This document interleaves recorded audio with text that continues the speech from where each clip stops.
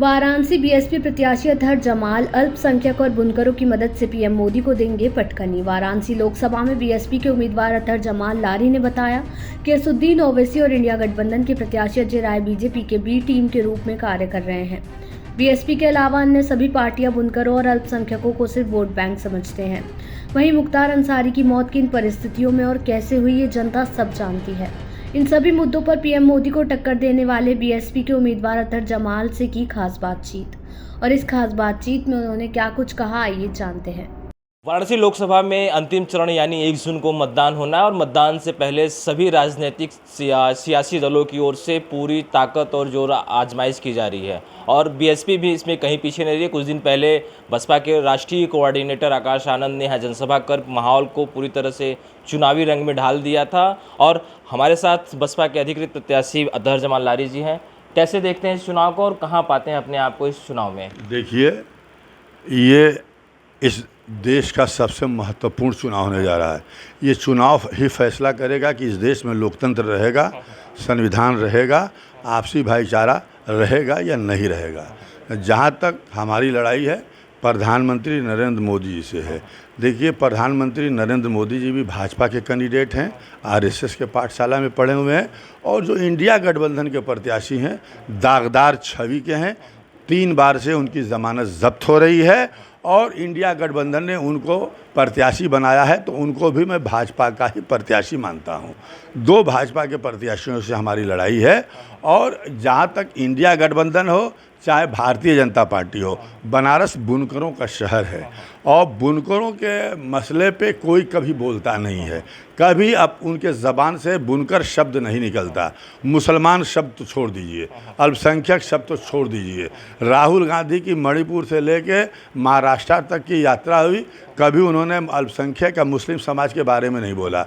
वही हाल अखिलेश यादव जी का है। बहन मायावती जी लगातार मुस्लिम नाम लेकर के बोलती हैं, अल्पसंख्यक नाम लेकर के बोलती हैं, उनकी लड़ाई लड़ने का काम करती हैं। हम जो है आज जो है ताकतवर अपने को सबसे प्रधानमंत्री नरेंद्र मोदी जी समझ रहे हैं, उनके खिलाफ मैं चुनाव मैदान में हूं और यकीनन अगर बुनकर समाज का, हमारे समाज का और जो हमारे साथ एक वोट बैंक है दलित का और बैकवर्ड का और सर समाज का भी कुछ वोट हमारे साथ है, अगर इनके साथ बुनकर समाज का वोट जुड़ जाएगा, हमारे समाज का वोट जुड़ जाएगा, तो यकीनन प्रधानमंत्री नरेंद्र मोदी जी को हम यहाँ से शिकस्त देने का काम करेंगे।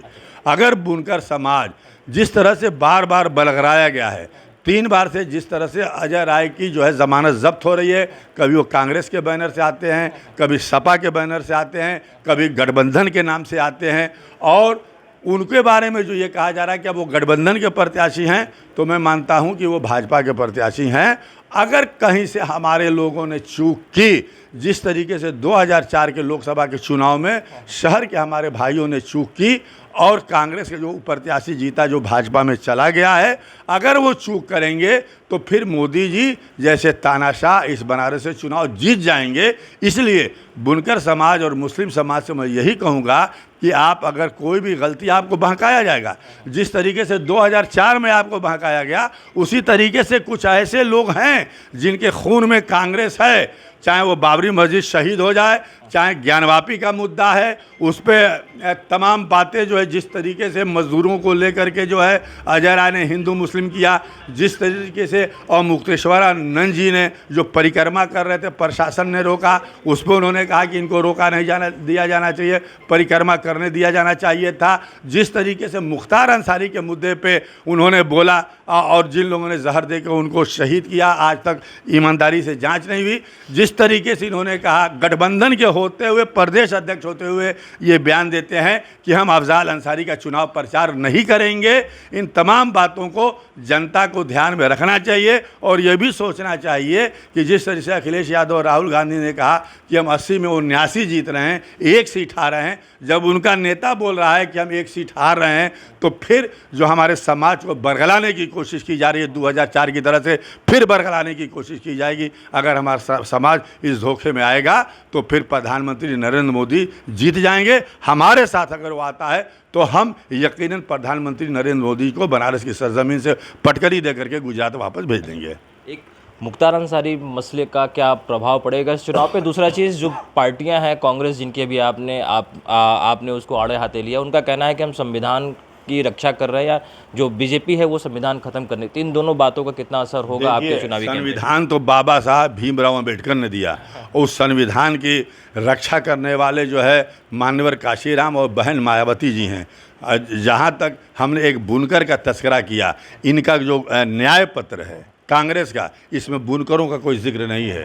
सबके कर्ज माफ़ी की बात हो रही है, बुनकरों के कर्ज माफ़ी की बात नहीं हो रही है। तो ये लोग बुनकरों के बारे में बोलने से डरते हैं। अखिलेश यादव के भी घोषणा पत्र में बुनकरों का कोई जिक्र नहीं है। ये लोग डरते हैं। आखिर बुनकर भी तो समाज का अंग है, हिस्सा है। वो आप वोट लेंगे, उनको नहीं देंगे। चला गया 2000 जब मनमोहन सिंह जो प्रधानमंत्री थे, सोनिया गांधी, राहुल गांधी के पास बुनकरों का एक वफद गया माफ़ी के लिए कि जो कर्ज है उसको माफ़ का ऐलान कर दिया जाए। उन्होंने नहीं किया। सभा कराई गई इंडियन सेंट्रल कॉलेज में कि जो बिजली का बिल है, कर्ज है, उसको माफ़ी का ऐलान किया जाएगा। जयराम रमेश आए थे उसमें, और उन्होंने कह दिया कि न मैं दूत हूँ न भूत हूँ, न मेरे पास कोई कुंजी है कि बुनकरों का कर्ज माफ़ कर सकें। वह जो हाल कांग्रेस का है बुनकरों के प्रति, वही हाल भाजपा का है। आज बिजली का रेट बढ़ा दिया गया है, हमारे माल की निकासी नहीं हो रही है। जो विदेशों में माल जाता था, इंसेंटिव और इंपोर्ट लाइसेंस मिलते थे, वो नहीं मिल रहे हैं। वही हाल किसान का है, वही हाल नौजवान का है, वही हाल जो है गरीबों का है। आज उनके घर में चूल्हा नहीं जल रहा है। बुनकर आज यहाँ से पलायन कर रहा है, उनके घर में चूल्हे नहीं जल रहे हैं। मुख्तार अंसारी का प्रभाव पड़ेगा इस चुनाव पे? देखिए, मुख्तार अंसारी तो चुनाव जीते हुए थे 2009 में, और इन्हीं लोगों ने दोपहर में ये कहा कि ये जो है बाबर का बेटा जो है चुनाव जीत जाएगा, और इन लोगों ने मुरली मनोहर जोशी को जो अपना वो ट्रांसफ़र करा दिया। और अगर मुरली मनोहर जोशी को, ये सब भाजपाई संगी हैं, चाहे राजेश मिश्रा हैं, चाहे अजय राय हों, ये एक तो चला गया जो हमसे चुनाव लड़ा है, शत्रुत प्रकाश हों, दयालु मिश्रा हों, या शालिनी यादव, श्यामलाल की बहू हैं, ये सब भाजपा में चले गए। और मुख्तार अंसारी तो चुनाव जीत रहे थे।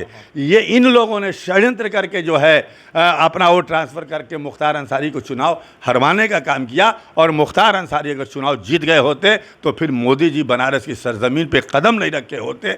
आज मैं यही अपने समाज को बता रहा हूँ, और अगर हमारा समाज अगर हमको वोट दे देगा तो फिर मोदी जी दोबारा बनारस लौट के नहीं आएंगे अगर हम चुनाव जीतेंगे तो। एक आखिरी सवाल, असदुद्दीन ओवैसी भी बनारस आते हैं, उनका प्रत्याशी भी यहाँ से लड़ता है पीडीएम गठबंधन मोर्चे के तहत, कितना वो नुकसान करेंगे आपको? दूसरी चीज़ कि आपने ये भी नहीं बताया कि मुख्तार अंसारी का आपके चुनाव पे क्या प्रभाव पड़ेगा? देखिए, ये तो अब हमारे लोग तय करें उसका प्रभाव क्या क्या उनके साथ हुआ। उनको मारा गया, जहर दिया गया, किन किन लोगों की साजिश है, सरकार से लेके उनके परिवार ने कोर्ट में भी कहा है, और नाम ले करके लोगों ने भी कहा है, और उन जिन लोगों का नाम लिया गया है वो इनके दोस्त भी हैं। समझ रहे हैं ना, इनके दोस्त भी हैं। तो ये तो हमारे समाज को सोचना होगा, और नहीं सोचेगा, गलती करेगा तो फिर मोदी को हराना बड़ा मुश्किल हो जाएगा। हराने हमारे पास वोट बैंक है तो मैं हरा सकता हूँ। और दूसरा प्रश्न आपने क्या किया था? असदुद्दीन ओवैसी कितना प्रभावित करेंगे आप? देखिए, असदुद्दीन ओवैसी शुद्ध रूप से भाजपा से मिले हुए हैं। वो भाजपा की बी टीम है। वो एक तरफ कहते हैं कि मुस्लिम लीडरशिप पैदा करो। क्या मुस्लिम खाली दरी चांदनी बिछाएगा? आज एक मुस्लिम लीडरशिप पैदा हो रही है, एक मुसलमान नेता पैदा हो रहा है। बार बार नेता की बात करते हैं कि दरी चादरी न बिछाएं। आज हम दरी चादरी छोड़ करके जो है एक लीडर बहन मायावती बना रही हैं।